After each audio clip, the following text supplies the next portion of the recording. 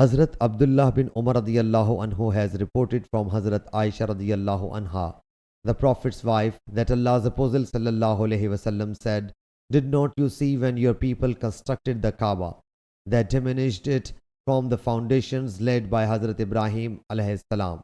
I submitted, O Allah's Apostle sallallahu alaihi wasallam, why don't you get it built on the foundations laid by Hazrat Ibrahim alayhi salam?" He sallallahu alaihi wasallam said, "It would have been done if the infidelity period of your people had not been so recent." Hazrat Abdullah bin Umar radiyallahu anhu said, if Hazrat Aisha radiyallahu anha has really heard it from Allah's Apostle sallallahu alaihi wasallam, then I think Allah's Apostle sallallahu alaihi wasallam left touching with respect the both pillars close to the Hatim for this very reason, that Allah's house was not built up on the foundations led by Hazrat Ibrahim alayhi salam. Ismail says Abdullah bin Muhammad bin Abu Bakr.